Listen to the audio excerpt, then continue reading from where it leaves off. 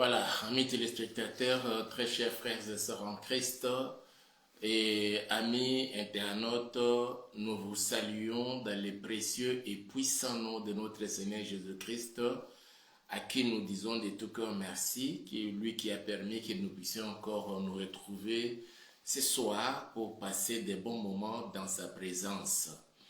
Nous disons merci à Dieu qui a permis que nous revenions, parce que nous avons commencé, mais ça n'a pas tenu à cause des conditions dans lesquelles nous travaillons. Vraiment, c'est des conditions très difficiles, mais il a permis que nous revenions encore. Parce que la lumière s'est quand même un peu améliorée, mais ce n'est pas encore vraiment au point comme il faut. Avant de commencer, nous voulons recommander ce moment entre les mains du Seigneur. Prions tous ensemble. Tendre Père, nous te disons merci et nous bénissons ton Saint-Nom, toi qui as permis que nous puissions encore nous retrouver pendant ces moments devant ta présence, devant ton trône de la grâce, moi ainsi que tous les bien-aimés qui sont et qui seront connectés à ce programme. Je recommande, Seigneur, toutes les femmes, toutes les sœurs, tous les papas, tous les hommes, partout ils se retrouvent entre tes saintes et puissantes mains. Dans chaque maison et en tout lieu où l'on est connecté à ces programmes, Papa, que tu puisses encore ouvrir ton ciel et répandre ta bénédiction, la pluie des bénédictions, que cela puisse arroser la vie de chacun. Je déjoue le plan du diable, des sorciers, des satanistes, je le voue à l'échec au nom puissant de Jésus-Christ de Nazareth. Nous disons Amen. Nous bénissons le Seigneur qui a permis que nous soyons encore là. Une fois de plus, je vous salue dans les précieux et puissants noms de notre Seigneur Jésus-Christ de Nazareth. Nous sommes toujours dans notre programme spécial Lusako, où nous parlons les plans de Dieu pour le Congo ou la République démocratique du Congo, notre pays.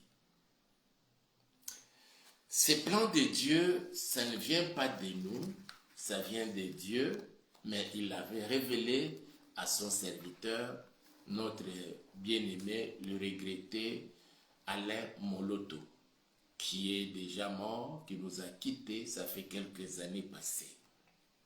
Mais bien avant sa mort, en l'an 2012, il avait écrit ses livres, Le plan de Dieu pour le Congo. Et dans ces livres, ce qu'il a écrit de la part du Seigneur, ce que le Seigneur lui avait révélé, c'est ce que nous sommes en train de vivre actuellement. Pas totalement, entièrement ce qu'il avait dit, mais du moins, nous nous sommes déjà engagés sur le schéma du Seigneur dans l'accomplissement de ce qu'il avait promis pour notre pays.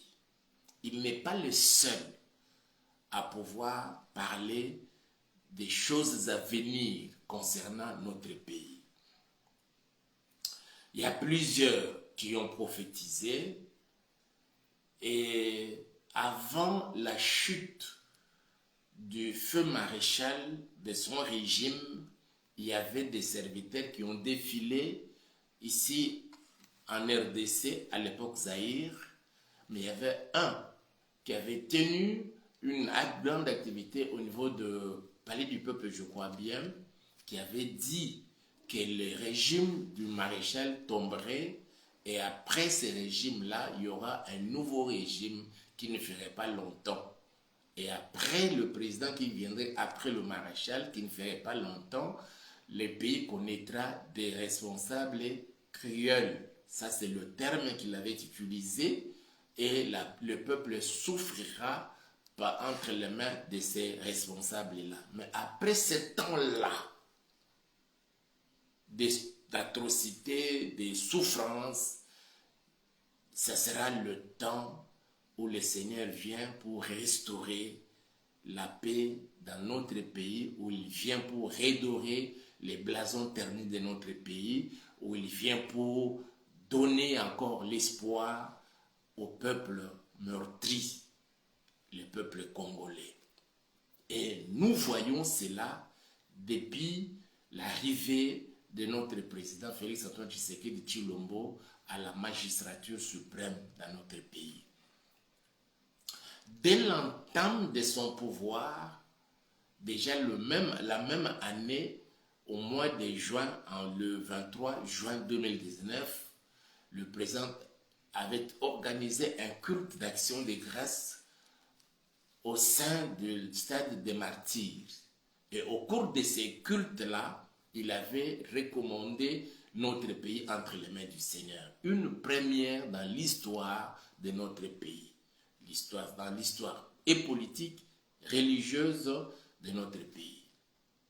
Depuis ces jours-là, ce pays est dirigé par l'Éternel. Le président l'avait invité à s'asseoir sur le trône de notre pays, disant en ces termes-ci: je t'invite, ô Éternel, à venir t'asseoir sur le trône de ce pays, pas moi, mais toi, et dirige toute action. Depuis lors, c'est lui qui dirige la RDC, mes frères et sœurs. Ce n'est pas Félix Antoine Tshisekedi de Tshilombo sur le plan spirituel, c'est l'Éternel. Si c'est l'Éternel qui dirige ces pays sur invitation de celui que le peuple avait désigné pour présider à la destinée de ces pays, pourquoi refuserez-vous à ces serviteurs, aux serviteurs de l'Éternel, de réfléchir sur l'avenir de ces pays, de réfléchir sur la constitution de ces pays, de réfléchir sur un certain nombre de choses, des affaires publiques nationales de la République démocratique du Congo. Dans les plans, nous allons commencer à y aller mollo pour permettre à chacun de bien comprendre le plan de Dieu pour notre pays. Ce que Dieu a dit à notre bien-aimé Alain Moloto, je peux juste commencer à lire quelques titres, mais aujourd'hui nous disons, sans Dieu, nous ne pouvons rien. Mais c'est avec Dieu, les exploits s'opèrent.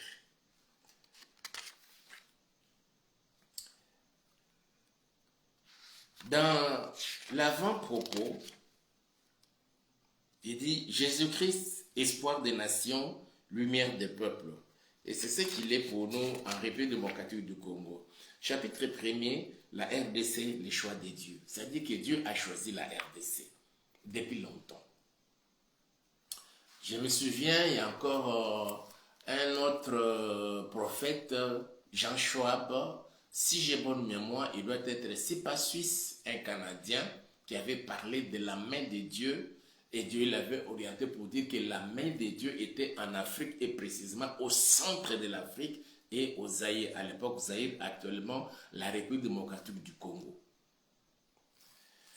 Nous allons petit à petit continuer à parler de cela pour faire comprendre à certains serviteurs de Dieu qui jusque-là ne comprennent pas ces réalités spirituelles, pour faire comprendre à beaucoup d'enfants de Dieu qui jusque-là ne comprennent pas ces réalités spirituelles, pour que nous puissions tous ensemble savoir comment marcher dans notre pays pour que ce que Dieu a promis pour nous puisse s'accomplir.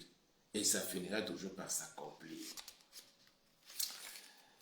Et aujourd'hui, nous voulons parler d'un point dans chapitre 2. Et dans le chapitre 2, là, il dit les intérêts du royaume de Dieu et ceux de la République. Et nous avons choisi les petits sous-thèmes que notre bien-aimé avait écrit ici. Permettez, c'est où encore?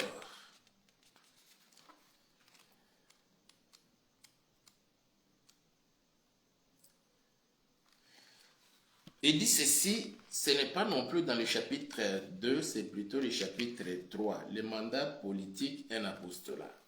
Il dit ceci, je vais commencer à picoter ça et là, et après nous aurons à aller chapitre par chapitre, paragraphe par paragraphe, pour comprendre vraiment la quintessence et la profondeur de la prophétie de Dieu pour notre pays. C'est avec Dieu que les exploits s'opèrent. Et nous lisons dans Jean chapitre 15, le verset juste 5. Ici, c'est Jésus qui parle. Sans omettre, bien sûr, le psaume 89, là où il dit, avec Dieu, nous ferons des exploits. Jésus dit ceci dans Jean 15, 5. Je suis le cep, vous êtes les sarments. Celui qui demeure en moi et en qui je demeure porte beaucoup de fruits, car sans moi, vous ne pouvez rien faire. Car sans moi, vous ne pouvez rien faire. Ici, pas seulement dans les choses de l'Église, pas seulement sur le plan de la religion, non, même sur le plan politique. Sans le Seigneur, nous ne pouvons rien faire. Je dis bien sans le Seigneur Jésus-Christ, sans l'Éternel des armées, sans Yahweh Adonai, dans ces pays, nous ne pouvons rien faire. Et ce qui s'est fait actuellement, depuis l'arrivée de Félix Tshisekedi au pouvoir, c'est parce qu'il a invité l'Éternel. Il l'associe dans son action de pouvoir diriger ce pays. Déjà dans l'espace de 7 ans, mes frères et sœurs, dans l'espace de 7 ans, nous avons les ports en eau profonde au niveau de Banana. Et les travaux avancent. J'ai regardé quelqu'un qui était là-bas, qui est en train de filmer et de commenter comment les travaux sont en train d'avancer. Et je crois bien d'ici la fin de l'année ou bien début de l'année prochaine ou bien le premier semestre de l'année prochaine, il y aura déjà les bateaux qui commenceraient à accoster là-bas au port en eau profonde. Et si les bateaux, ces paquebots, commencent à accoster, mes frères et sœurs, il y a déjà un grand mouvement au niveau de Mwanda. Ça va créer d'emplois directs et indirects. Ça va résorber un grand nombre de chômeurs et de chômeurs dans notre pays, surtout dans cette partie. Je ne dirais pas seulement dans cette partie-là, parce qu'il y aura des investisseurs, il y aura des hommes d'affaires qui quitteront Kinshasa et d'autres coins de la République pour se retrouver là-bas à Mwanda pour faisant les affaires. Il m'est arrivé de vivre pendant un moment en mission à Boma. Et pendant que j'étais à Boma, je pouvais faire Matadi. À l'époque, les deux ports de Boma et de Matadi fonctionnaient normalement. Quand un petit bateau accoste à Boma comme à Matadi, il y a un grand mouvement. Je dis bien un grand mouvement. Un petit bateau pouvant naviguer sur le fleuve, quand ça accoste à Boma, vous sentez la vie. Il y a des conteneurs et des conteneurs qui sont déposés et dedans, il y a des véhicules d'occasion qui viennent de l'Europe et de certains coins du monde où nos frères étaient partis pour importer ces véhicules-là. Et il y a des conteneurs et des conteneurs venant d'ailleurs, amenant des vivres frais, amenant des produits de première nécessité, des produits vitaux pour les Congolais. Et on commençait maintenant à approvisionner les marchés de Congo central et surtout les marchés quinois. Et maintenant, avec les ports en eau profonde, là ce n'est pas des petits bateaux, mais plutôt c'est des paquebots. Voyez mes frères et sœurs comment, même sur le marché, à cause de l'abondance de marchandises, des produits, et nous allons vivre la loi selon de l'économie où l'on dit la loi de l'offre et de la demande. Plus il y a de marchandises et les prix baissent. Ça sera à notre avantage. Pas seulement il y a la construction de ces ports en eau profonde, nous avons vu certaines universités être construites et d'autres réhabilitées. dans notre pays. Aujourd'hui, la RDC compte au moins 6 grandes universités. L'UNIKIN à Kinshasa, l'UPN à Kinshasa, sans compter les instituts supérieurs, l'ISTA, Haute École de Commerce de Kinshasa, l'ex-IEC, il y a l'Institut supérieur pédagogique, nous avons École internationale, École informatique des finances, nous avons l'INBTP, l'ISPT à Kinshasa. On a construit une grande université au niveau de Kananga, l'université officielle de Kananga, l'université officielle de Mbujimayi, l'université de Kisangani, l'université de Lubumbashi, où l'on a réhabilité et construit des nouveaux locaux ou auditoires pour les étudiants. Une université en construction au niveau de Mbandaka, à Goma, en Ituri. Il y a des constructions d'universités. Goma plutôt, c'est dans le projet. Quand il y aura des guerpissements de ces gens qui sont là-bas, on va continuer à construire. Et les Congolais qui décrochent leur diplôme d'État n'auront plus la possibilité, l'obligation de venir seulement à Kinshasa ou d'aller à Lubumbashi ou d'aller à Kisangani, parce que dans le temps, il n'y avait que ces 3 universités-là. Ça commençait d'abord, c'était l'Université nationale du Zaïre avec 3 campus, une NASA, une seule université, mais avec 3 campus. Campus de Kinshasa, campus de Kisangani et campus de Lubumbashi. Et après, on a divisé, c'était devenu autonome. Université de Kinshasa, Université de Lubumbashi, Université de Kisangani. Mais aujourd'hui, il y en a plusieurs. Et le président a promis de construire d'ici là 20 autres universités. Dans chaque province, il y aura une grande université. Ça freine l'élan de l'exode rural. Les Congolais, et dans ça, on voit l'investissement dans le capital humain. Il y a la construction de plusieurs écoles, plus de 600 écoles, avec la gratuité de l'enseignement. Les élèves, nos enfants, commencent à aller étudier.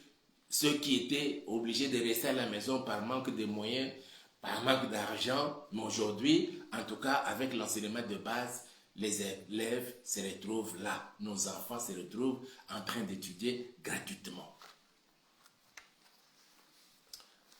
Parlons de la construction des centres de santé dans des milieux reculés de la République, dans le Congo profond.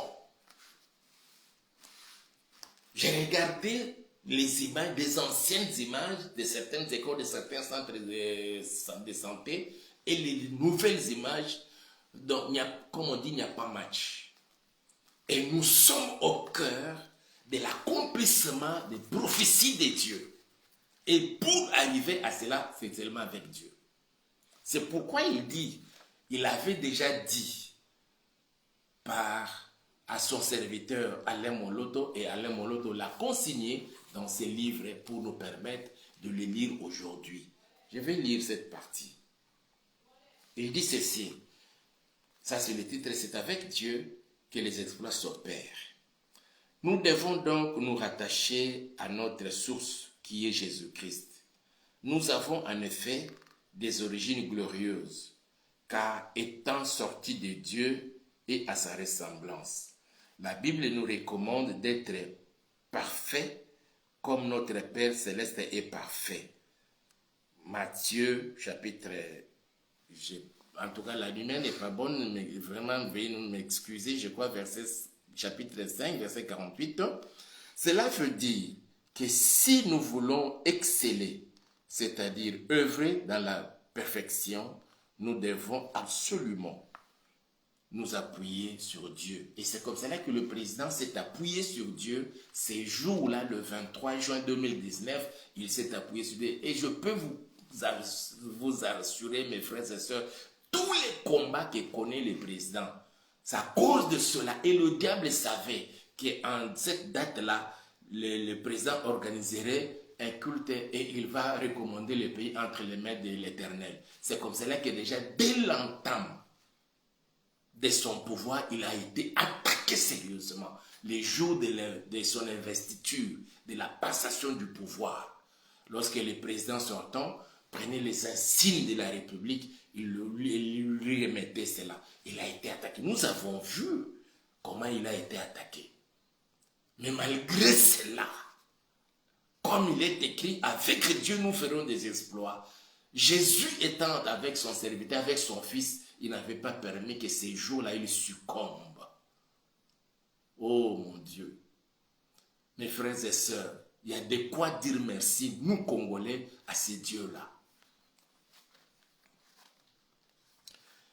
Alors, Alain dit ceci, comment après la déchéance au jardin d'Éden, les hommes peuvent audacieusement exclure de leurs affaires les parfaits restaurateurs, Jésus-Christ, et espérer réussir. N'avons-nous pas lu dans les Écritures que si l'Éternel bâtit la maison, ceux qui la bâtissent travaillent en vain. Si l'Éternel garde la ville, ceux qui la gardent veillent en vain. Et ça, je ne sais pas si les présidents avaient déjà lu ces livres ou cette partie de ces livres-là pour que finalement qu'ils se disent, pour bâtir cette nation qui était déjà détruite, et il faut faire appel à l'Éternel. Et le 23 juin, il a fait appel à l'Éternel. Mes frères et sœurs, même chacun de nous dans nos vies de tous les jours, vous voulez entreprendre une affaire, que ce soit un petit ou grand commerce, vous voulez effectuer un voyage d'affaires pour aller acheter des marchandises quelque part, vous devez vous confier en l'Éternel pour que finalement cela réussisse. Le diable sera toujours là pour nous attaquer, mais avec Dieu, de notre côté, la victoire est déjà rassurée. Ça, je vous rassure, mes frères et sœurs, la victoire est déjà assurée.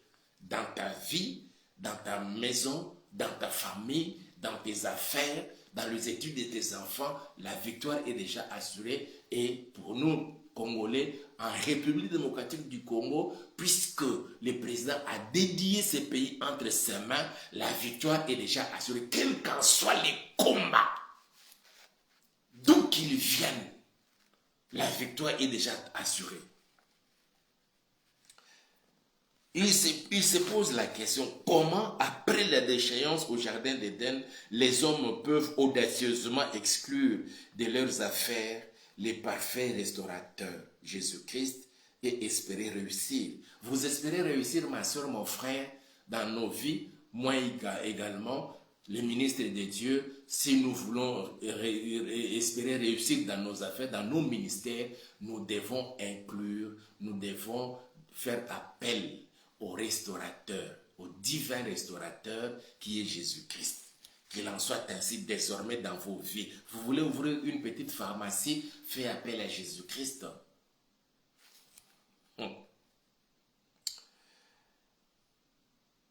N'avons-nous pas lu dans les Écritures que si l'Éternel bâtit la maison, ceux qui la bâtissent travaillent en vain. Si l'Éternel garde la ville, ceux qui la gardent veillent en vain. Psaume 127, verset 1. L'Éternel, notre Dieu, créateur du ciel et de la terre, nous propose une autre solution. Avec Jésus, mettre fin à toute forme de destruction et construire une nation moderne où règne la justice, la paix, le bonheur et la grâce. Avec Jésus-Christ, mettre fin à toute forme de destruction et construire une nation. Et c'est pourquoi il y a des signes, nous voyons les constructions, même des routes. En pleine ville de Kinshasa, partout il y a des chantiers. Quand vous allez à Kitambo, quand vous allez à Bandalunga, quand vous allez à Kasavubu, quand vous venez à Ndjili, quand vous allez à Masida, partout, à Gombe, n'en parlons même pas. Où l'on est en train même, dans certaines avenues et rues, on est en train de bétonner pour que ça dure dans le temps. Avec la mauvaise façon de faire de certaines entreprises, quand ils mettent de bitume, ça ne juste quelques mois seulement, et puis il y a un délabrement total de la route ou de la chaussée. Mais cette fois-ci avec le béton, tel que nous voyons cela, ça va durer dans le temps. Faire de notre pays un cadre glorieux où un peuple béni adore Jésus-Christ et célèbre Dieu en toute solennité. Nous restons convaincus que la paix en Afrique et l'amélioration des conditions de vie des populations dépend forcément de ses dirigeants, de l'amour qu'ils ont envers Dieu, envers leurs chers compatriotes et envers leurs différentes patries. L'heure des dirigeants de la nouvelle génération a sonné pour mener les nations africaines à la prospérité et au bonheur. Que cela soit notre prière de tous les jours. Que tous les détracteurs, que tous ceux qui viennent pour mater les populations, chercher seulement leurs propres intérêts égoïstes, que ce type de dirigeants quittent le pouvoir, qu'il y ait une nouvelle génération de dirigeants qui se soucient de leur peuple et qui travaillent pour le bien-être des peuples, de leur peuple. Pour le cas de la RDC, que le Seigneur nous donne dans les gouvernements, que ce soit les gouvernements nationaux ou les gouvernements provinciaux, des ministres qui vont se soucier de la population congolaise, qui vont se soucier de la population de leur province. Que cela soit ainsi désormais au nom puissant de Jésus-Christ de Nazareth. Et nous voulons revenir sur ce que nous étions en train de dire pour terminer. Aujourd'hui, le langage, c'est le référendum national, parce que nous avons lu ça hier et nous avons prié en fonction de cela. Et après le référendum, c'est plutôt le changement de la Constitution. Mes frères et sœurs, notre bien-aimé dans ses livres, il a écrit ça, selon qu'il était inspiré par le Seigneur. Un référendum national sera organisé pour engager le peuple à se choisir, à se prononcer, enfin pour permettre qu'il y ait ici il parle d'une constitution révisée sur le modèle des Saintes Écritures. Les politiciens parlent ils s'attaquent au troisième mandat du président Félix, pendant que lui dit il n'évoque pas le troisième mandat. Lui, c'est le changement de la Constitution. Il est vrai, si aujourd'hui on change la Constitution, il peut se représenter aux nouvelles échéances électorales. Et cette fois-là, ça ne sera pas le troisième mandat, ça sera un nouveau mandat.